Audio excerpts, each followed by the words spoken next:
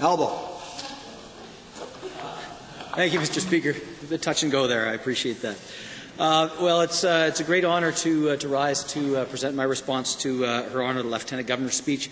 I do want to acknowledge the Government House Leader and thank him for the opportunity to do so. Well, it's been quite a journey getting to this moment, but here I am and here we all are to do the important work of the people of Alberta. It is a new day in the Alberta Legislature, and I again want to congratulate the Premier and her government and all of the members of the House. And when we run for office, our family runs with us. And I want to thank my wife, who somehow manages to keep things on track for our daughters, while also working full-time plus, doing her important work as a palliative care physician, helping those in their time of great need. And to my daughters, thank you for putting up with all of this. It might not always seem like it, but I am doing this for you. And I know that all members of the Assembly are also spending a lot of time away from their families as we work together in our shared goal of making Alberta even better than it already is. Now, I'm not the first in my family to seek elected office. My grandmother, Alberta Clark, and yes, her name really was Alberta Clark, was the 35th woman in Alberta history to run in a provincial election, standing in the constituency of Calgary in the 1952 general election.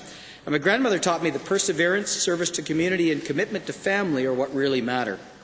My father also sought the seat of Calgary Elbow in 1989. He lost narrowly to one Ralph Klein. And my father tells me he wants all of you to know that the cuts to health and education of the 1990s are not his fault. So it is indeed an honour and a privilege to represent the people of Calgary Elbow, the place I was born, where I was raised, and I've lived my entire life. Parts of what are now Calgary Elbow have been home to 5 premiers, including Premiers Redford, Klein, Lougheed, Manning and Aberhart, as well as 2 lieutenant governors, John J. Bolin and Grant McEwen. It is a diverse community, home to some of Calgary's oldest and newest neighbourhoods, co-op housing and homes that are historic landmarks. In all parts of the constituency, the people of Calgary Elbow enjoy a strong sense of community and connectedness to their neighbourhoods. But this was tested 2 years ago, almost to the day, when we experienced one of the worst natural disasters in our country's history. In the days and the weeks after the flood, we showed the world what we were made of. Thousands of people pitched in to help total strangers dig out their basements, and neighbours with less damage helped those worse off than themselves. We showed the world, but more importantly, we showed each other what it means to be an Albertan. And while we should remember the positives that came out of the aftermath of the flood, we must not be complacent. Another flood is coming. We just don't know when. And let us never forget the 5 people who lost their lives in the flood and count ourselves lucky that the number was not much higher. And also to think of the first responders who risked their lives running towards danger while the rest of us sought safety. And think about the economic impact. The 2013 flood was the most expensive natural disaster in Canadian history. And the floodwaters came within inches of entering downtown from the south. And if that happens again, the damage could be tens of billions of dollars in lost business, and the impact on the thousands of people living and working downtown would be immeasurable. We can and must build flood mitigation, and we must do it quickly to ensure the continued economic viability of downtown Calgary and ensure the residents of Calgary Elbow and other communities never have to live through another devastating flood. And while flood mitigation is important, it certainly is not the only reason I'm here. I stand before you in the Legislative Assembly of Alberta because of my daughters, because I have a deep and abiding desire to ensure the Alberta they inherit has even greater opportunity and even greater equality than we enjoy today. But I worry this might not be the case. If we do not ensure our province continues to be an attractive place for entrepreneurs with a competitive tax regime, especially for small business, if we do not pursue purposeful, market-driven economic diversification, and we do not ensure our government delivers well-managed and efficient public services, my daughters and all Albertans will not share in the prosperity that is possible in this great place. We are truly fortunate to be Albertans, and I am endlessly optimistic about the future of our province. Alberta was built by forward-looking people who were optimists and risk-takers at heart. We Albertans believe in ourselves and our families, families of all shapes and sizes. The real Alberta doesn't care who you love, only that we treat each other with dignity and respect. We want the best for ourselves, but we also want the best for our neighbours, for our children, and for each and every one of the 4.3 million people who call Alberta home. This includes First Nations and Métis peoples whose culture and heritage help define who and what Alberta is and what it can be. We must work together as partners to truly consult, to listen, and more importantly, to hear. The people who built this province persevered. They didn't take no for an answer. They didn't let a failed crop or a dry well or a failed business stop them. They dusted themselves off, learned from the past, and moved forward, looking to the possibilities of tomorrow rather than bemoaning the failures of the past.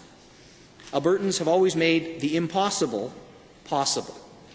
People more than a century ago were told it was an impossible task to establish farms and homesteads in this bald prairie, or even to survive an Alberta winter.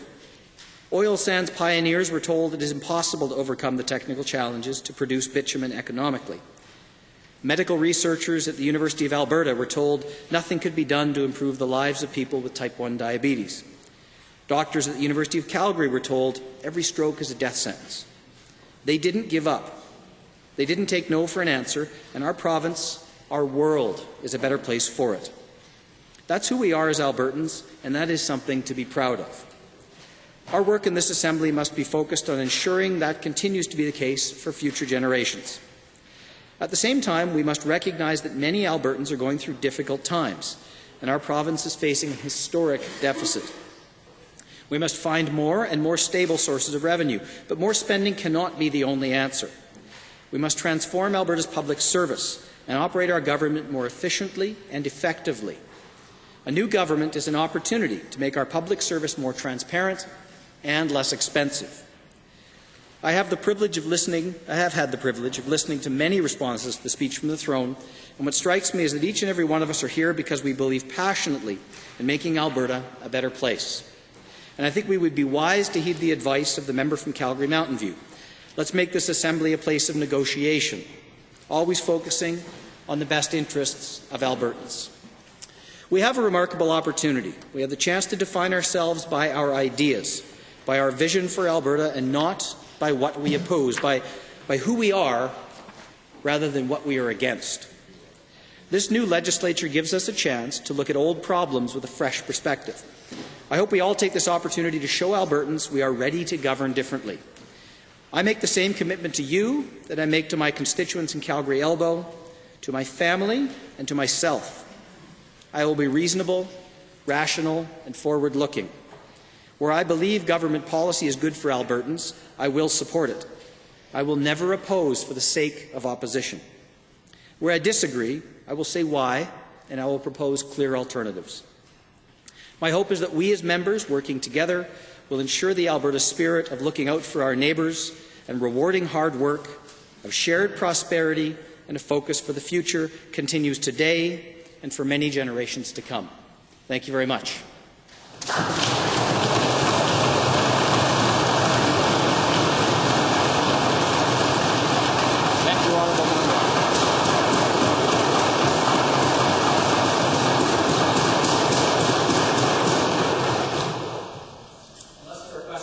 Under 29(2)A. I've been asked to remain standing.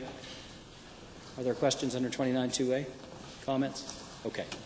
So I've been asked to remain standing and move adjournment to debate on consideration of Her Honour the Lieutenant Governor's speech. Thank you, Honourable Member. Having heard the motion by the Honourable Member for Calgary, Elbow, would those in favour of the motion please say aye. Aye. Those opposed say no. Motion's carried.